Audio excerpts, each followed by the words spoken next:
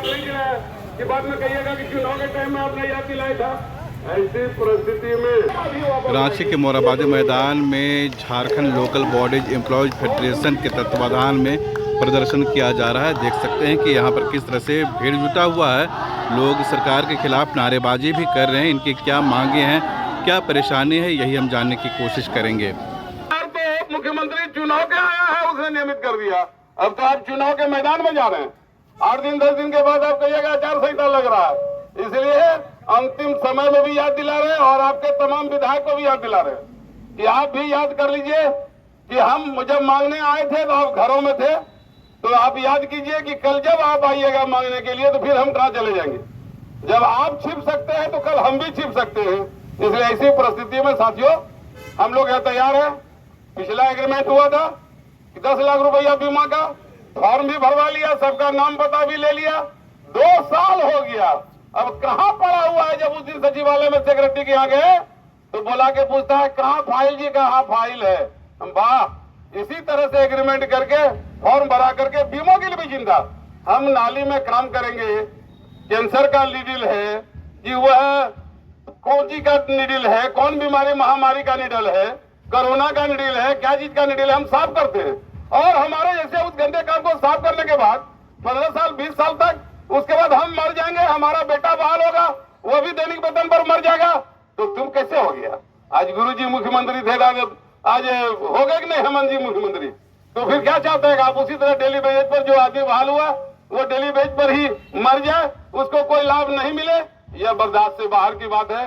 इसलिए साफ शब्दों में रांची की धरती पर कहने आए हैं कि हमारा नियमन की लड़ाई, हमारा बीमा का, हमारा चिकित्सा सुविधा का, हमारा जो पीएफ का है, और हम रिटायर कर जाते हैं और उसके बाद हम भीख मांगते हैं कटोरा लेकर। क्यों करते हैं? इसलिए कि हमारा कोई पेंशन ही नहीं। जब डेली बेज में ही रिटायर कर जाएगा तो वो क्या मिलेगा।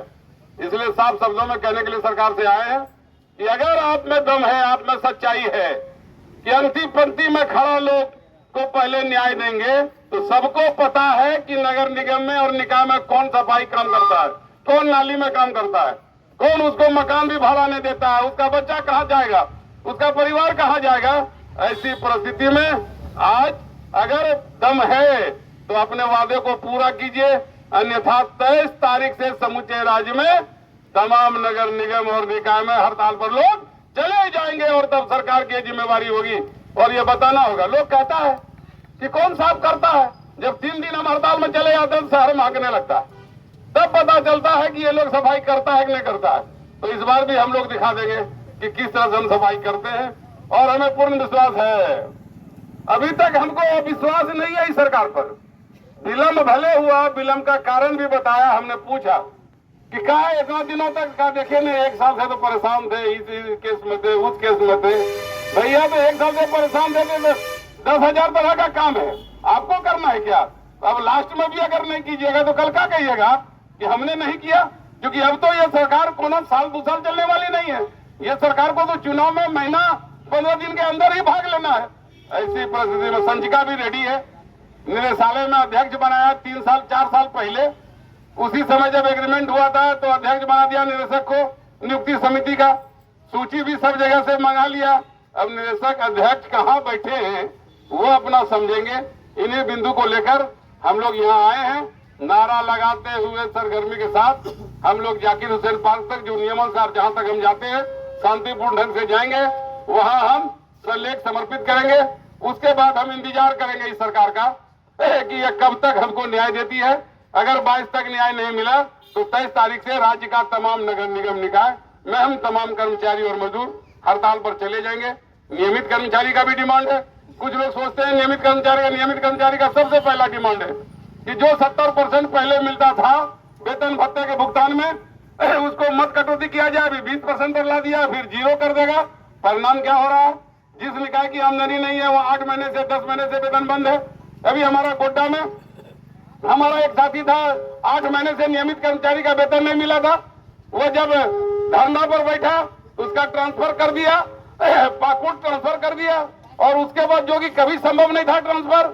इसलिए ये भी कहना चाहते हैं कि जब वेतन तुम 8 महीने से नहीं दिया था तो धरना पर नहीं बैठेगा, और धरना पर बैठेगा तो उसका ट्रांसफर तुम दूसरे जिला में कर देगा। ये भी पूछो अपने पदाधिकारी से कि कि अगर अन्याय ही करना था तो ये छोटे कर्मचारी पर अन्याय तुमने क्यों किया? अंतिम पंक्ति में बैठने वाला जो दलित आदिवासी हमारा कर्मचारी है उसके ऊपर इस तरह का अन्याय क्यों किया कि वो गोड्डा में काम करता था और वो 8 महीने का वेतन मांगने के लिए संघ के आह्वान पर धरना पर बैठा तो उसका ट्रांसफर पाकुड़ कर दिया और आज तक वो पाकुड़ में है। ये तो कम से कम तुरंत तुम निर्णय कराओ इन तमाम बिंदुओं पर। जो हमारा रिटायर होकर के कर्मचारी चला गया है, पेंशन पाने वाला पेंशन का बकाया, ये तमाम चीज हम समझौता के तहत इस बार चाहते हैं कि मुख्यमंत्री चुनाव में जाने के पहले, ये सरकार चुनाव में जाने के पहले हमारा तय करे, तभी हम लोग सांस ले सकते हैं। इनकलाब जिंदाबाद, आवाज दो हम एक है, इनकलाब जिंदाबाद। निकाय कर्मी की सेवा नियमित करना होगा, बीमा पीएफ चिकित्सा का लाभ देना होगा, स्थापना का सारा राशि राज्य सरकार को भुगतान करना होगा, नहीं तो इनकलाब जिंदाबाद। आवाज दो हम एक है, आवाज दो हम एक है। आउटसोर्सिंग कर्मी को सरकारी खजाने से मजदूरी का भुगतान करना होगा, आउटसोर्सिंग पर कार्यरत कर्मी को मजदूरी का भुगतान सरकारी खजाने से करना होगा। धन्यवाद।